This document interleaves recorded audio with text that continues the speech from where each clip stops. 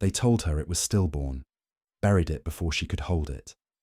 But 10 years later, she rode back through that same town's gates, one eye on the sheriff, one hand on her revolver, and a truth burning so hest it could melt stone. The scream echoed down the church steps before the front doors even burst open. A boy of about 10, scrawny and frantic, tumbled through them like he'd been flung from the heavens. The dusty chapel bell rang without hands touching it, set off by the slam of wood behind him. He didn't look back, he just ran, arms pumping, bare feet bleeding. Behind him came shouting, 2 men, boots pounding after him, one with a rope, the other with a silver star. But they weren't fast enough, not nearly fast enough for the woman standing just beyond the gate, with a sawed-off shotgun hanging loose in her right hand and a rolled paper tucked under her belt. The boy stopped only when he reached her, blinking through a streak of blood on his forehead. She knelt down to his level. "You know who I am?" she asked. The boy looked up at her, breathing like a cornered animal. "No, Mum." She nodded. Good. Her name was Mercy Caney, and 10 years earlier she'd been dragged screaming from that same church, wrists bound and belly swollen, swearing she'd never forget the face of the man who stole everything from her. Sheriff Elias Mott had stood tall that day, face like chiseled stone, holding the doctor's word like scripture. Stillborn.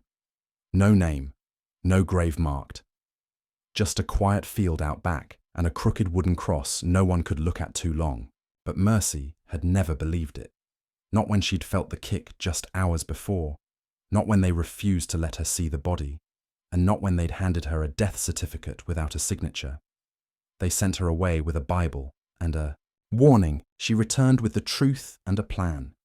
Now, standing before that church again, she watched the sheriff come to a halt 20 paces away, hat low and hand hovering near his holster. "That boy's run off from his schooling," he called out. "Ain't none of your concern." Mercy didn't flinch. "Neither was I, but you made me yours." Elias tilted his head. "Mercy Kane," he said slowly, as if tasting the name like bitter root. "You should be dead or disappeared." "Guess I'm neither." Her eyes flicked toward the boy, who was staring at the star on Elias's chest like it might swallow him. She touched his shoulder lightly. "Go wait by my horse." The boy obeyed, and Mercy turned back toward the man who'd stolen her life. "I'm here for the truth," she said, "and I'm not leaving until I have it." Elias's face didn't change, but something in the way his fingers flexed near his gun told her everything. The lie had lived too long. It had made itself comfortable in the pews and the schoolhouse and the graveyard with no names. Mercy had no room for comfort. Just the paper in her belt, aged, torn, with a birthmark drawn on it in charcoal by a midwife who vanished a week later.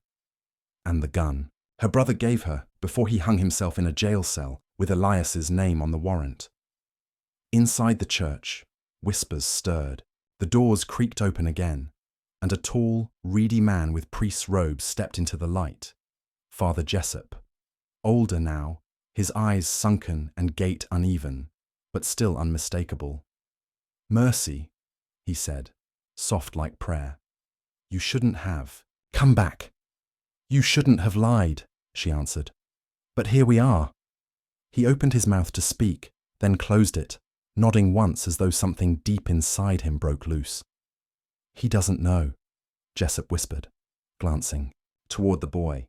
"None of them do." "Then you better start talking," Mercy said, stepping forward, "before someone else does." Behind her, the boy tugged at her coat. "They said my mum had died," he said quietly. "Said she was too young. But I don't feel like she's dead." Mercy froze. The boy looked up at her again. "Do you know who she was?" She didn't answer. Not yet. Because her hands were shaking, not from fear, but from the first flicker of hope she'd allowed herself in a decade. She reached into her coat, pulling out the paper. "Does your back have a mark?" she asked. "Like a bird?" The boy's eyes widened. "Yeah, everyone makes fun of it. Looks like a crow." Before she could say another word, a gunshot cracked through the air. The boy screamed. Father Jessup ducked. and Mercy spun around with her shotgun raised, scanning the rooftops. Another shot whistled past, splintering the wood beside her.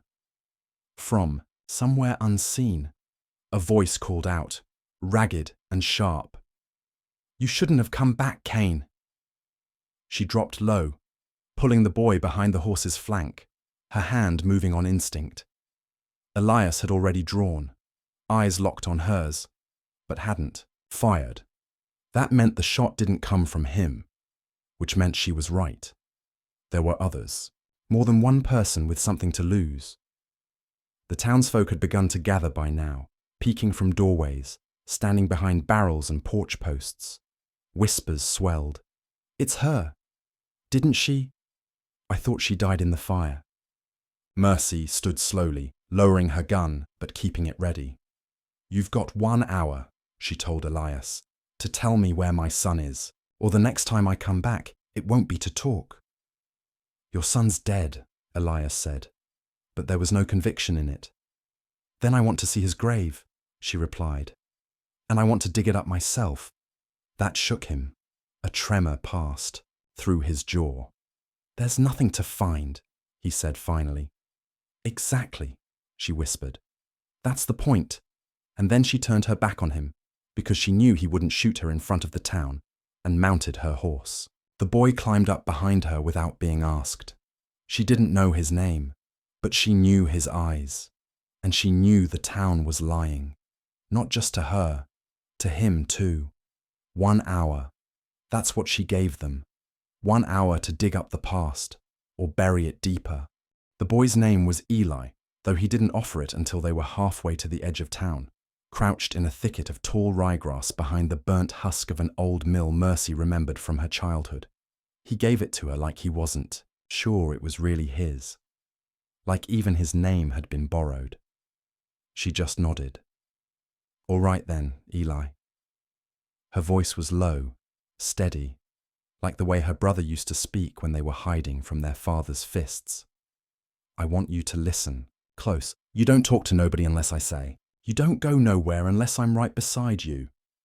And if anyone tries to take you, you scream like your lungs are fire. Understand?" Eli nodded fast. Are you my mama?" The words came out of him like they'd been jammed in his chest too long. Mercy didn't answer right away. Her throat worked, but her jaw stayed tight. Instead, she reached for the paper again, smoothing it over her knee.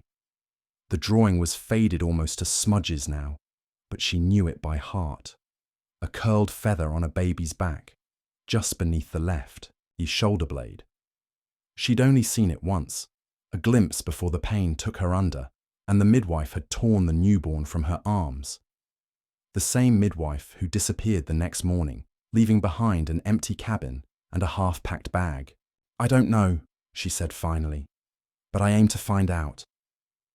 They stayed there until the sun dipped low and the town bell rang twice, once for supper, once for curfew, just like it always had, as if 10 years hadn't passed at all, as if nothing had happened. She knew the timing well enough to count the minutes between. That gave her 17 to slip through the back alley behind Merton's General and down the side of the courthouse to where the old records room used to be. She'd made that run 1,000 times as a girl, dodging dogs and jumping barrels with her brother laughing behind her. He used to say they could live on secrets if they ran fast enough. Turned out secrets had teeth, and they always caught up. Now, Eli stayed crouched in the shadows, while Mercy picked the old latch on the side door. It opened with a whine, the achai kind that sounded too loud even when no one was around. Inside, dust clung to the air like smoke, and the scent of paper and mildew hit her like a memory. She moved fast, down the rows of shelves stacked with deeds, marriage licenses, burial notices, and birth records. Her fingers brushed along the spines until she found the one labelled 63, 65. That was the year she'd been taken, the year she'd been told to forget. She yanked the file and flipped through pages, her breath catching on every name. And then, there, one entry, male, born April 3rd, 1864. Mother, unknown. No father listed, delivered by Sister M. Vines. Under remarks, One word. Stillborn. Except the paper was dated 2 days after her labor. Mercy pressed the page to her chest, heart pounding. "You're not dead," she whispered. "They just wrote you off like you never breathed, but someone had signed it. E. Mott. Elias." The ink bled a little from age, but the signature was clear. He hadn't just stood by. He'd recorded the lie himself.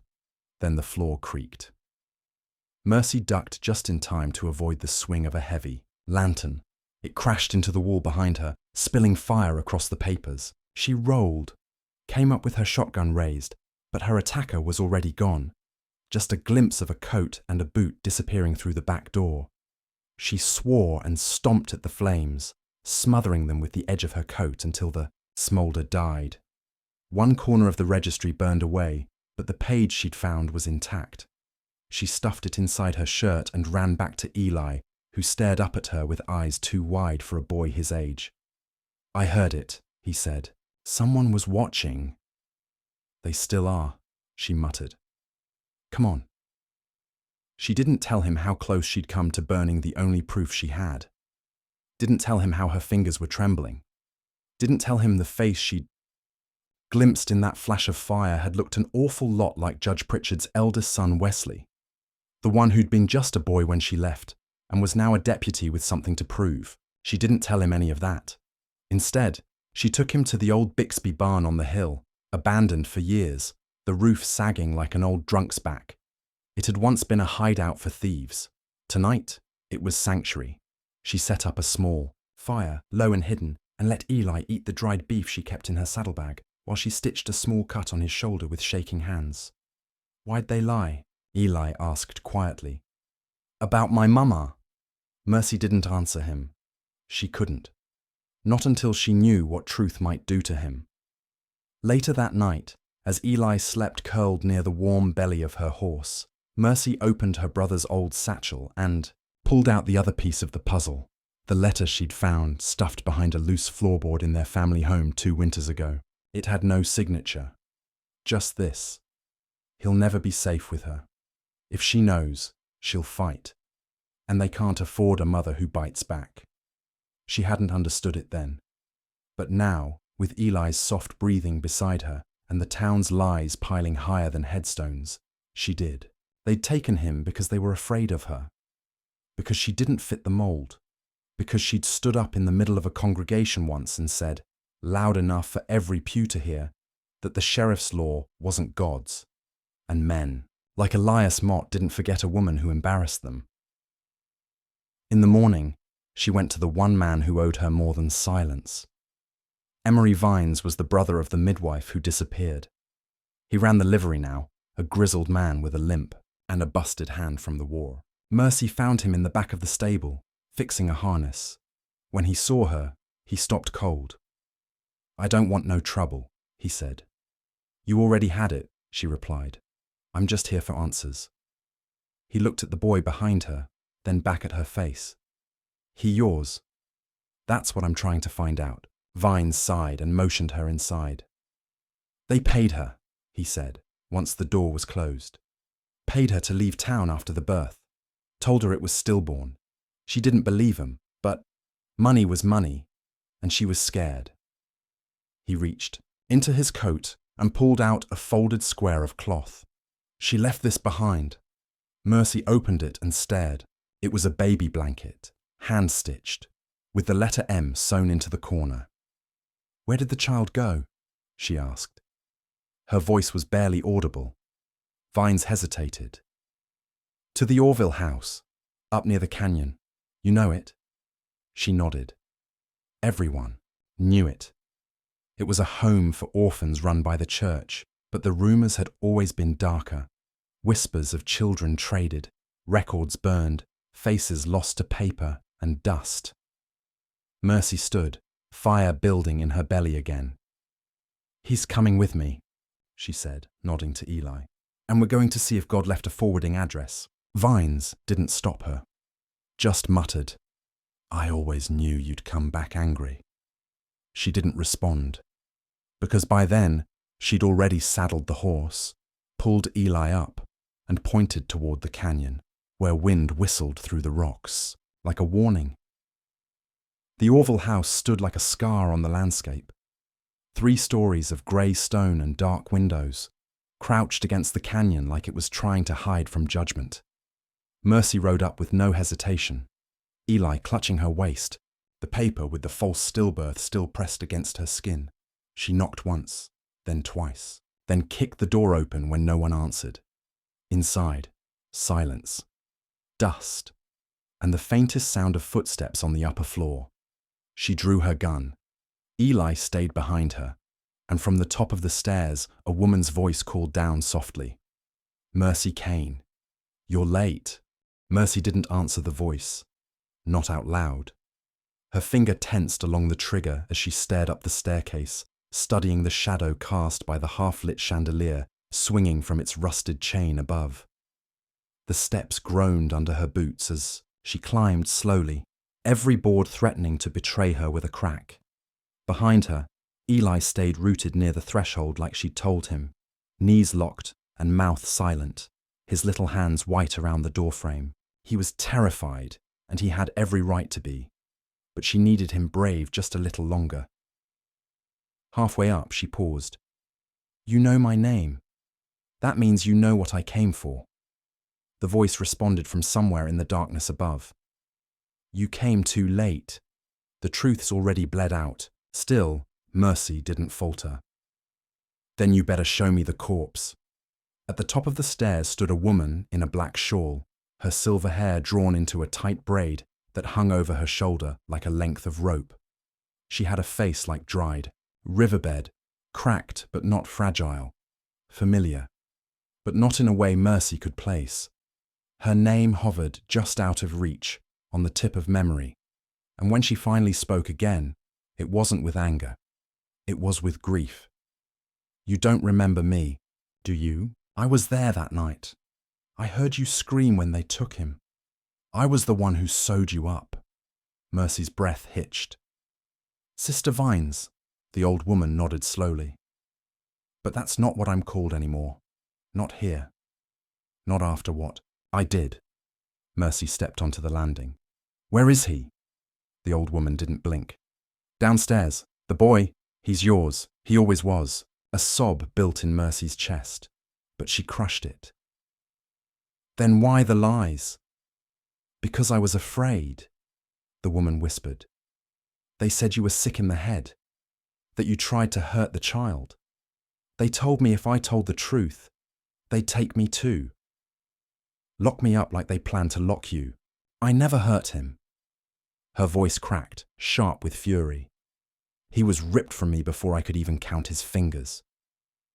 I know that now." Sister Vines' eyes watered, her chin trembling. "But I was too much a coward then to stand against Elias. You don't say no to a man who carries God in one hand and the law in the other." Mercy stepped forward, hands tight at her sides. "Where's the proof?" The woman turned and shuffled into a small room off the landing. Inside was a simple cot, a wooden chest, and a cracked mirror. From beneath the floorboards, she pulled a leather-bound book. They kept records, real ones. I copied them before Elias could burn them. Names, transfers, payments. Mercy flipped through the pages. Dozens of children listed, each name paired with a dollar amount. The next column listed final placement, some with surnames, some only with numbers. It was a catalogue of human trafficking masquerading as charity. And near the bottom of one page was an entry from April 1864, child 47A, male, marked, birth defect, wing-shaped nevus under left scapula. Mother, Caney, Mercy, status, alive, placement pending. Her knees gave way. She sat on the floor hard, the book cradled in her lap. So all these years, they knew. Sister Vines knelt beside, her voice brittle. "I tried to find him later, but he was already placed, off the books. Special request from someone higher up." "Who?" "I don't know." Mercy rose. "Then I'll find out." Downstairs, Eli hadn't moved, but when she came into view, he stood straighter, I heard you yell. She knelt and pulled him into her arms. You're mine, she whispered against his hair. You always were. He clung to her tight. But the reunion didn't last long.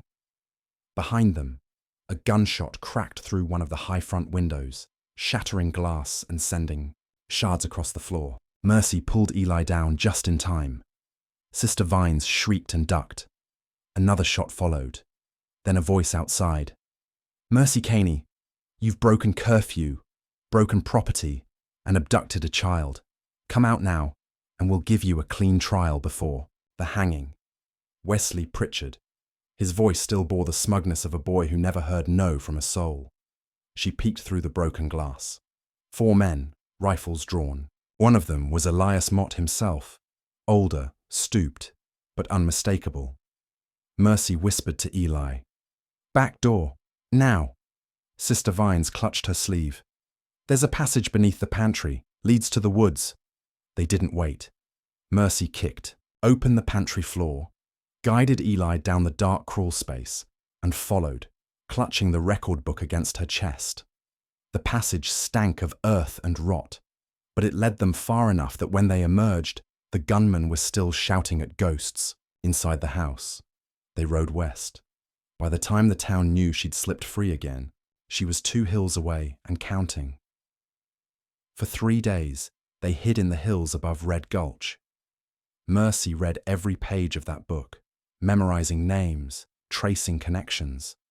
She saw a pattern, children placed with men of influence, always those who needed heirs, or silence, or both. One name appeared more than once, Jebediah Carr, land baron, banker, and, once upon a time, an eager suitor of Mercy's mother.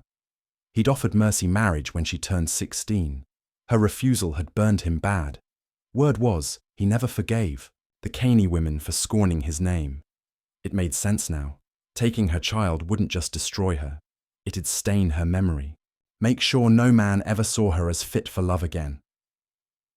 She saddled up, armed herself, and told Eli, We're going to the Carr estate. He didn't ask why, just nodded and mounted behind her. Carr's mansion stood like a fortress. Wrought iron gate, 2 guards at the door. Mercy stashed Eli in the dry creek bed with a promise. You don't come out till I come get you, no matter what you hear. She walked up the path in broad daylight, gun on her hip and the record book in hand. Carr himself answered the door, grey-bearded, eyes sharp. You? Me. He stepped back. I thought you were dead. You hoped I was. He eyed the book. What's that? She opened it to the page marked with her son's listing. It's your sin, written down nice and tidy. Carr's jaw twitched. You can't prove anything. No? Then you won't mind when I read this to the judge, or maybe the governor, or maybe just every mother who's ever lost a child in this county. He grabbed for the book. She drew first, pistol leveled at his heart. Don't! Carr froze. I want one thing. The name of the family you sold him to. Where he's been. Carr hesitated, then quiet. He was never far. Grew up in my stables. I wanted a son, but my wife wouldn't have me. Thought he could fill the gap, but he was always wild, always drawn to the hills. Took off last year. Might be in Lark Hollow. Mercy's stomach turned. You raised him like livestock. I gave him food and a bed. You stole his blood. She didn't shoot him. Not yet. But she pistol-whipped him hard enough to leave a mark. When she rode away, the gate was still swinging. She returned for Eli. Told him nothing. Just held his hand as they rode toward Lark Hollow. The town was little more than a pit stop. 2 saloons, a post, a blacksmith. But at the second saloon, the bartender froze when Mercy held up a drawing of Eli with longer hair, older features. That boy? He worked here last summer. Called himself Jude. Had a scar on his shoulder. Said he didn't know where he came from. Mercy felt her knees go weak. Where is he now? Up in the mines, I think. Signed on with a crew looking for silver. She and Eli rode out again. Toward the hills. toward the truth, toward a boy who didn't yet know he had a mother coming. The trail narrowed to a thin, stubborn line of gravel clawing its way through the broken hills. Mercy rode with Eli behind her, one arm braced over his legs, the other gripping the reins hard enough to leave welts in her palm. The mine camps. Up in Lark Hollow were known for three things: short contracts, hard men, and stories that changed every time someone repeated them. If Jude had gone up there, he'd have disappeared into a world that swallowed boys whole and spat them back out as strangers. By dusk, the wind sharpened and the horses slowed, hooves skidding on shale as they neared the top of a ridge. Smoke curled from the side of a slanted peak ahead. Campfire smoke, thin and tired. Mercy tugged the reins and dismounted, helping Eli down. "We go on foot now. Stay close." He didn't ask questions anymore. He just nodded and held her hand like it was the only solid thing left in the world. The mine site was crude. Tents, stitched from burlap. Fire pits made from old wagon wheels. Men half-dressed and hunched against the cold. One of them noticed her first, a tall figure with sunken cheeks and a limp. He stood slowly, eyeing the boy beside her, then Mercy's face. He didn't smile. "You're not here for silver." Mercy stopped a few paces away. "I'm looking for someone. Everyone here's hiding from someone. This one isn't. He's looking for himself." The man squinted. "Name?" "Jude, 17. Scar on his back." Silence stretched. A few other heads turned. Someone coughed. Then the man motioned toward the largest tent near the slope. "He's in there." Mercy pushed through the flap, heart thudding so hard it nearly deafened her. And there he was, seated near a low burning lamp, hunched over a half-mended boot, face smeared with dust and worry.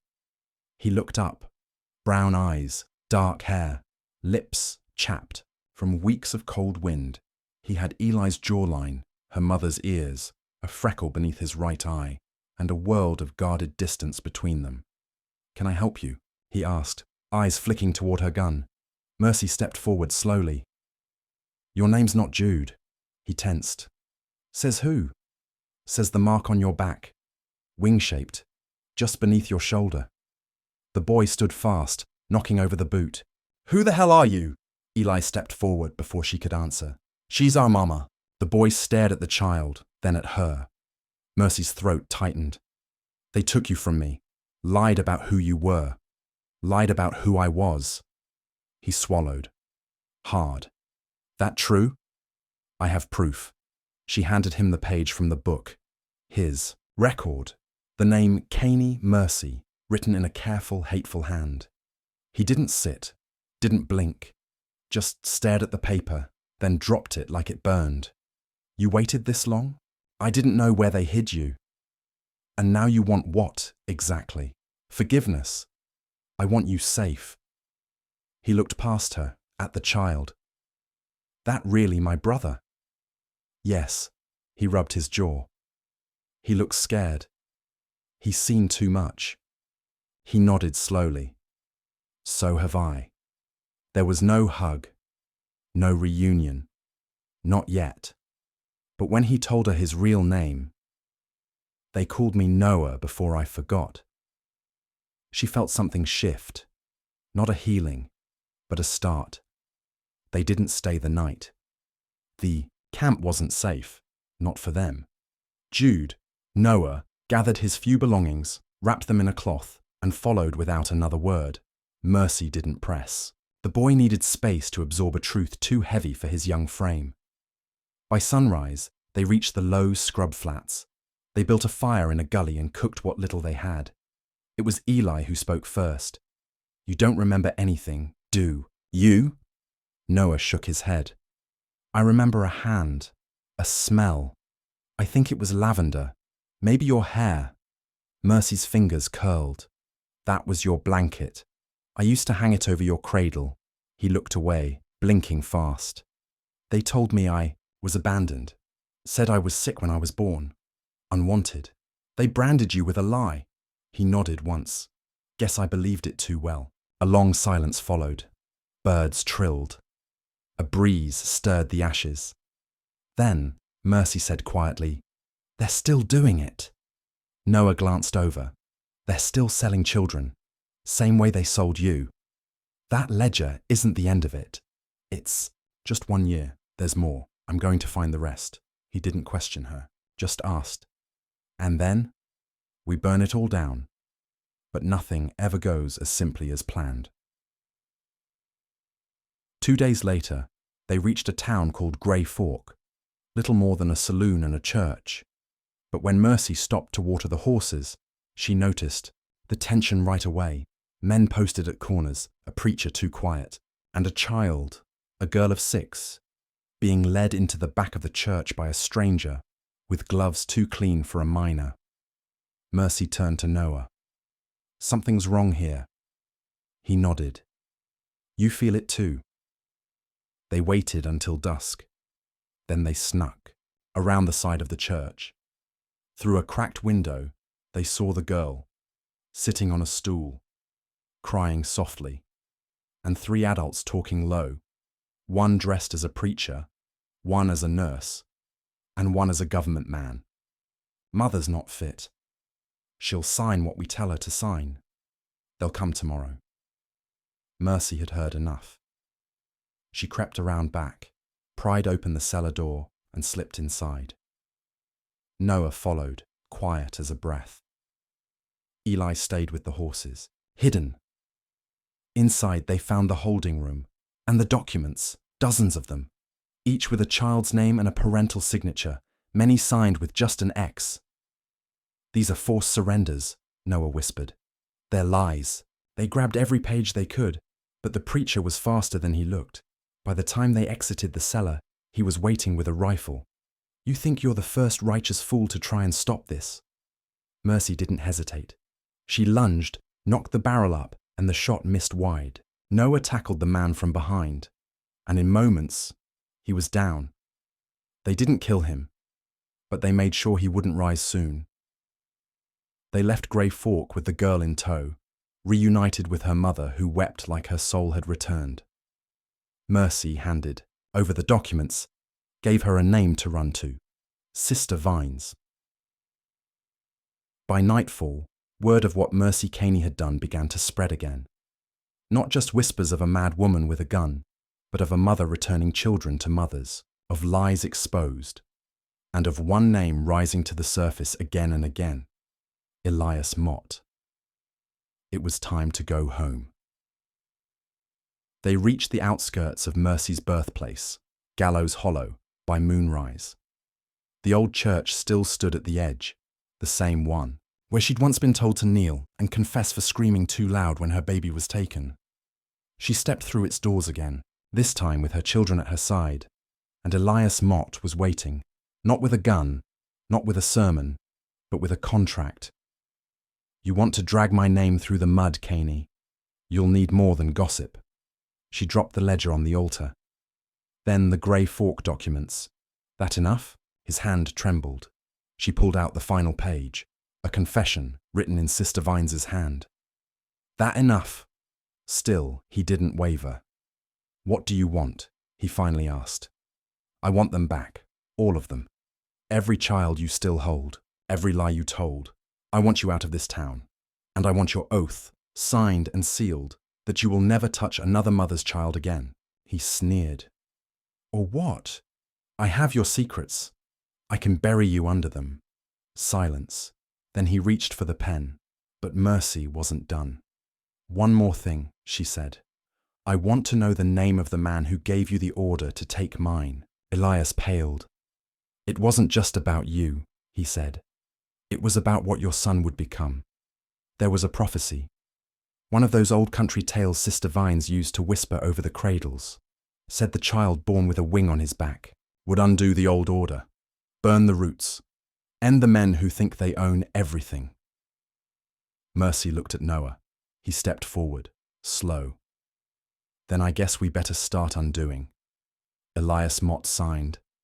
And that night, the town of Gallows Hollow watched as Mercy Caney walked out of the church not as a ghost, but as a reckoning. But the secret wasn't done unfolding yet, not even close. The wind shifted that night in Gallows Hollow. It had always been a mean wind, thin, dry, tight with suspicion, but something in it now felt like release, or warning. Mercy stood outside the church where Elias Mott had finally signed away the empire he'd built off stolen infants and shackled lies. The paper felt thin in her hands, the ink still drying, but it weighed more than any bullet she'd ever chambered. Her sons were beside her, one tall and wary, the other small and silent. And for the first time since she'd dug up that grave, marked with her name and nothing else, Mercy Caney didn't feel like she was running. She felt like the storm. They slept that night in her mother's abandoned cabin on the ridge. No one had touched it in years.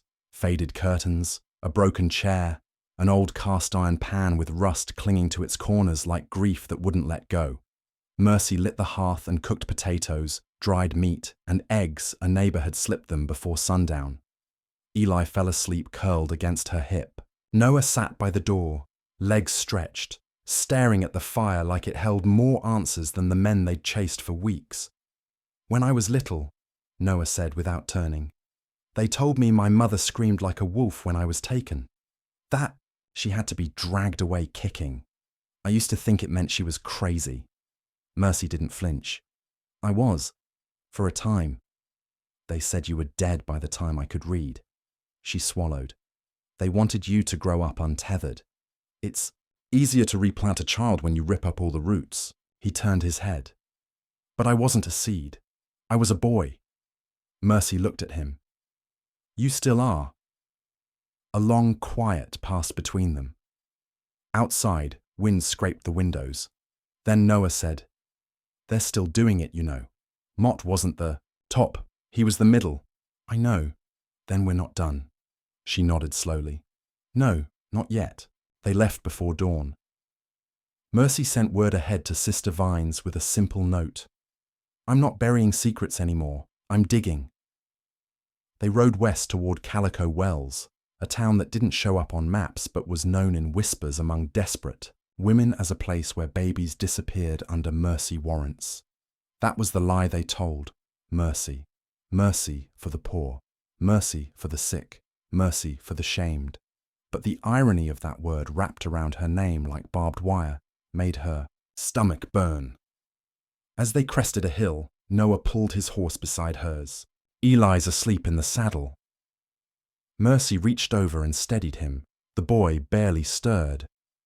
"He's too small for this," Noah said. "He won't leave us." Noah glanced forward again. "Neither will I." Calico Wells was not a town. It was a vale. A single building with two faces, a chapel in the front, and in the back, a sanitarium with whitewashed walls and no windows. Mercy tied the horses beneath a thicket of pine, took Eli into her arms, and knocked on the chapel door like a penitent. An old nun answered, wide-eyed. Thin lips. "You've come for confession?" Mercy smiled. "I've come for the truth." The Noon started to close the door, but Noah's hand shot forward and held it fast. Mercy stepped in. The chapel smelled of lavender and chalk, old wood, forgotten prayers.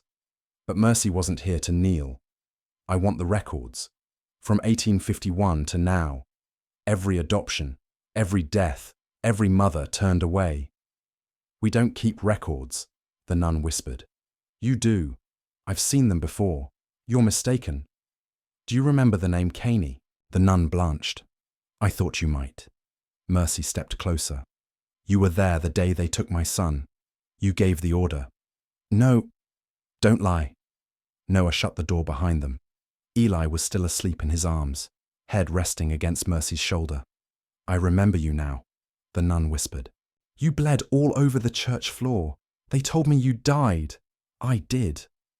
And now I'm back." The nun's hands trembled. "They'll kill me."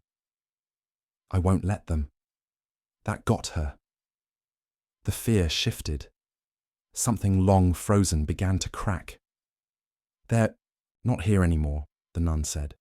"The others. They left months ago. The babies stopped coming.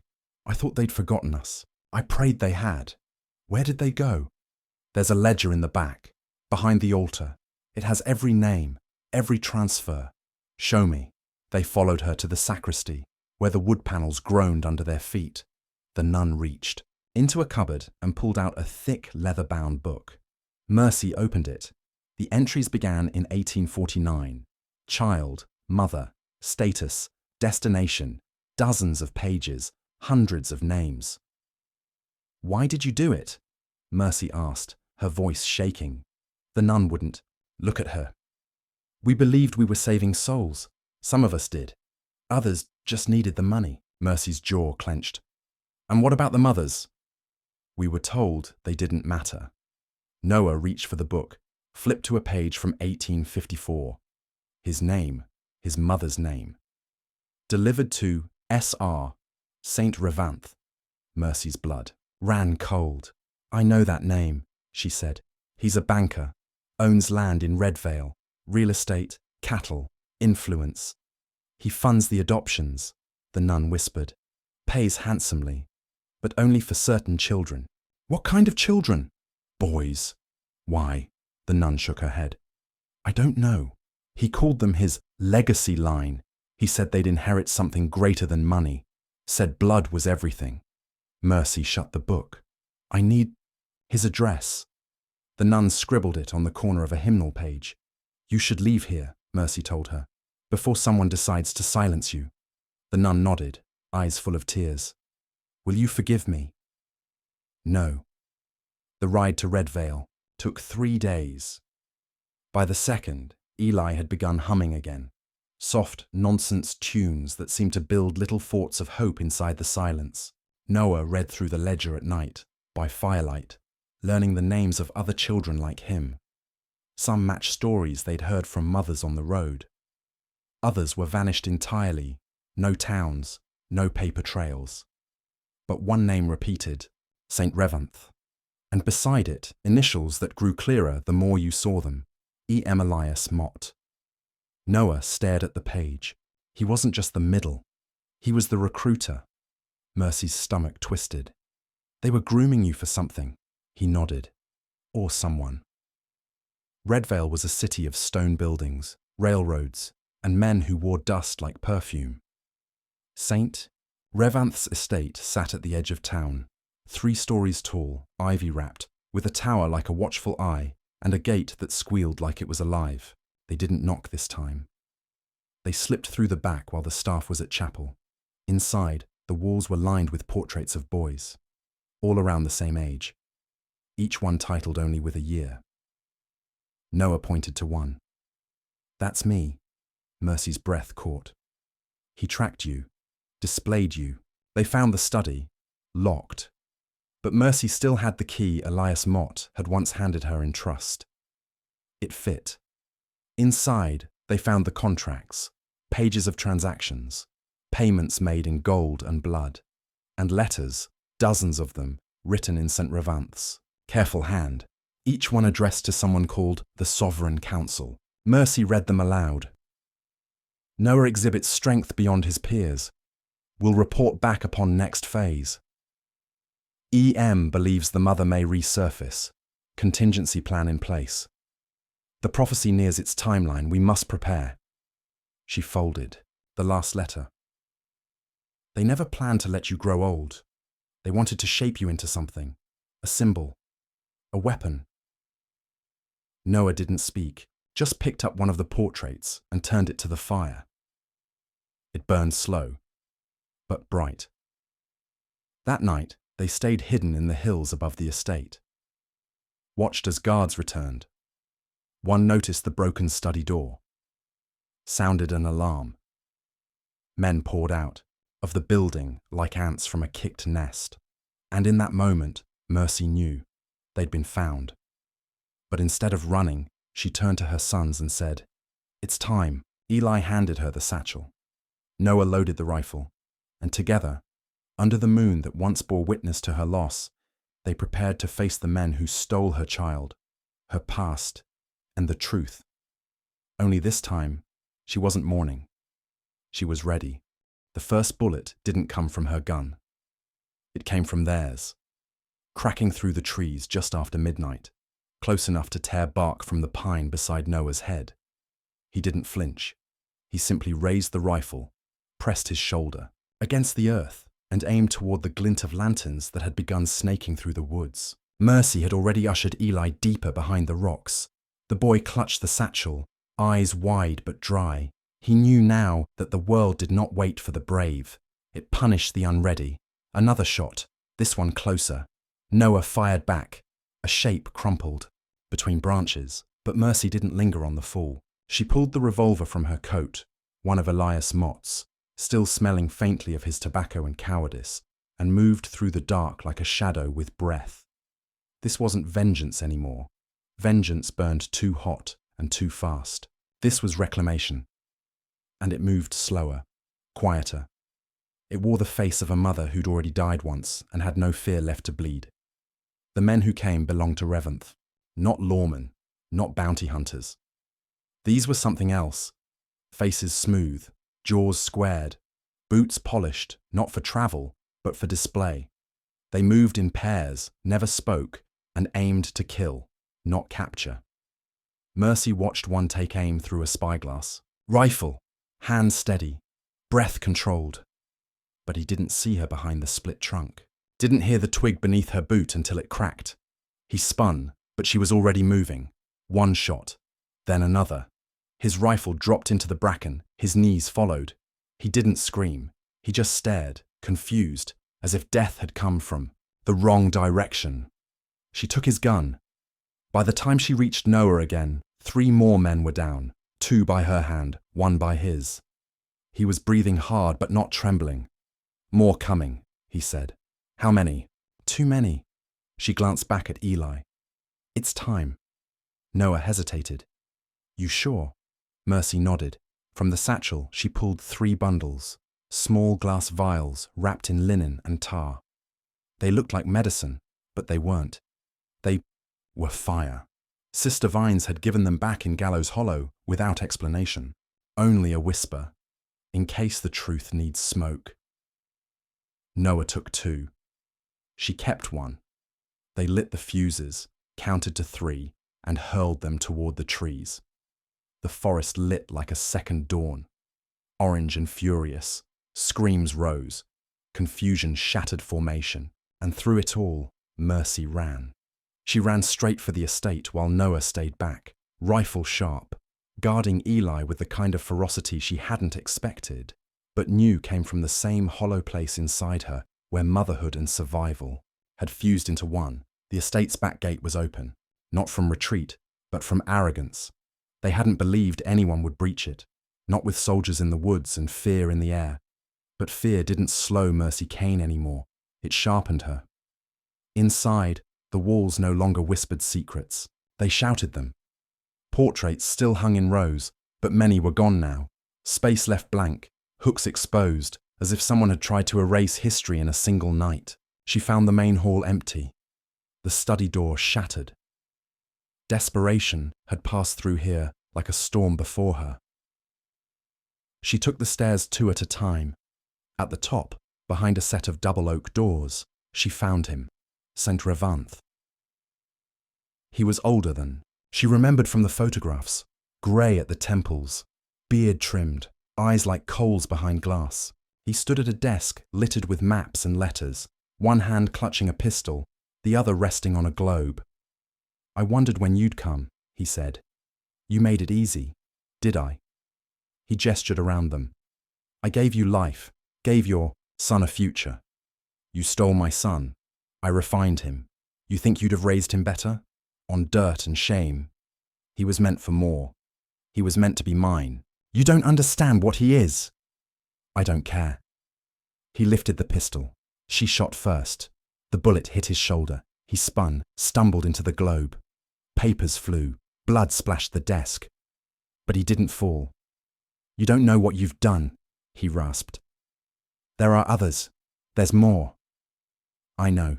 She crossed the room, kicked the gun from his hand, and pulled him up by the collar. You tell me everything, she said. Every name, every place, every plan. He smiled. You're too late. Then die knowing you failed. But she didn't shoot again. Not yet. Footsteps pounded the stairs. Noah burst through the door, breath ragged, eyes wide. "They're retreating," he said. "Some kind of signal went out. Half of them just ran." Revanth laughed through his pain. "You think this is the end? You think because you found one place, killed one man, that the system crumbles? We're in the blood, girl. We're in the inheritance. The children are just the beginning." Mercy stared at him, then handed Noah the pistol. "I don't need to kill him," she said. "But maybe you do." Noah didn't take it. He looked at Revanth, then said, "I'm not like you." Revanth's smile cracked. Mercy tied him up. They dragged him down the stairs, through the hall, into the front yard, where the fire's smoke still clouded the moon. There, a woman waited. Not one Mercy had expected. It was the nun. The one from the chapel. She held papers, records. "I brought everything," she said. "I'm done hiding." Noah looked at her. "Why?" The nun glanced at Revanth. "Because I was a coward once, but I'm not now." Mercy reached into the satchel, pulled the final letter Mott had written but never sent. She handed it to the IR. "Nun, send this to every paper west of the Mississippi," she said. "Make it known. Make it loud." Revanth hissed. "You'll be hunted." Mercy stepped closer. "Let them come." They tied Revanth to a post and lit a lantern beside him, not to burn him, but to light his shame. Townsfolk from Redvale began to gather, not with torches or shouts, but with questions. Mothers with missing sons, fathers with holes they never could explain. A reckoning had begun, not with bullets, but with truth. And Mercy knew this was the real fire, but it wasn't done. That night, she watched Eli sleep beside the hearth of an old inn. Noah sat at the window staring out into the black. "They'll try again," he said. "Another town, another name." "I know. What do we do?" She reached over, took his hand. "We make them afraid. Of mothers who don't stay buried, of sons who remember, of secrets that carry guns and truths that never die." By morning, the smoke had begun to clear, but the town hadn't. Redvale stood at the mouth of something it didn't understand, something too big to bury, too loud to deny. Revanth's name was already being whispered with revulsion, his legacy gutted before it could even rot. And yet, as the sun rose over the cracked bones of what had been his estate, Mercy knew this wasn't triumph. It wasn't even justice. It was just the first tear in a veil that stretched far beyond the valley. They didn't leave Redvale that morning. They couldn't. The townsfolk came not in anger, but in disbelief. Mothers clutching trinkets they'd once buried in grief. Men who'd lost years to guilt they hadn't been able to name. They brought questions and stories and the names of children who had disappeared in the snow, or fallen into the river, or never cried again. Lies they'd told themselves to survive, because the truth had always been too impossible. No one cried when they saw Revanth tied to the post. No one shouted. They just looked, some for minutes, some for hours, and then, one by one, they walked away, let the shame eat him. It was nearly dusk again before Mercy stepped outside, Eli asleep on the inn's floor, Noah still cleaning weapons with a strange gentleness, as though the violence might be erased with enough oil and care. She found the nun, Sister Rowan, on the chapel steps, holding a packet of mail, each envelope addressed to a different town, a different state. One to Kansas City, one to Tucson, one to Chicago. "I sent them," she said. "Every name, every account, everything." Mercy nodded. Rowan hesitated. "There's more. I knew there'd be more, but I didn't want to admit it." "Where?" "North. Beyond the dry mesa. A place called Mercy's Hollow." Mercy blinked. "What?" They named it after what they thought they were giving. They thought raising the stolen with doctrine and cold hands was a kindness. They called it mercy. Mercy felt the weight of the revolver still under her coat. "How many?" "At least 30, maybe more." Noah stepped from the doorway behind her. "We ride at dawn." Mercy didn't answer. Not yet. Instead, She walked, past the chapel, past the square, toward the stable where the horses had already been packed. A small note was tucked under the saddle of her mare, written in a careful, unfamiliar hand. Thank you for the child you saved. She was mine once too. Hannah. She didn't remember the woman, but that was the thing about pain. It never looked the same on anyone's face, and yet it knew the same rooms. She mounted the horse without a word. By sunrise they were riding. Eli rode with Noah this time, not out of fear, but pride. He held the map, directed the path. Mercy watched him and thought of the baby she'd buried beneath a tree. The baby who never had a name, or so she thought. But now she wondered. What if the grave hadn't held her son? What if the body had been another, chosen to mask the theft? The timing, the way the doctor had refused to let her hold him after he'd gone cold, the closed casket, the way Revanth had spoken of refinement, not rebirth, it gnawed at her, and as they approached Mercy's Hollow, it consumed her. The town wasn't a town, it was a compound, fenced and guarded, but not fortified. It looked like a school from afar, rows of children's laundry strung between buildings, a bell in the tower. But there was no laughter, no play, just quiet, too quiet. They dismounted, behind a ridge, and waited until dusk. Then Mercy moved first. No talk, no strategy, just movement. Inside, the guards were complacent, only 2 at the gate. She slipped past them like wind in reeds. A window was open near the chapel. She climbed through it. What she found inside wasn't cruelty. It wasn't cages or chains. It was worse. It was silence. Children sat in rows, backs straight, eyes blank, reciting lines from memory, psalms, lessons, names that weren't theirs. The nuns, dozens of them, watched with folded hands and frozen smiles, as if they too had been stolen from themselves. Mercy moved between rooms like a shadow. Then she saw him. He was older, taller. The shape of his face had sharpened. But his eyes, those were hers. She stopped cold. So did he. They stared at each other. He whispered, "Mama," and the room shattered. Voices rose. Children turned. A scream from one of the sisters, then a shot. Noah at the gate now, drawing the guards away. Chaos spread like fire. She grabbed the boy, her boy, and ran. He didn't resist. He clung to her. The building behind them caught flame, not from their hands, but from someone else's. Sister, Rowan had come too, and she was burning the doctrine that had hidden them for so long. Noah met them at the tree line, Eli already in the saddle. "You found him," he said. "I think so." The boy looked up. "I don't remember my name."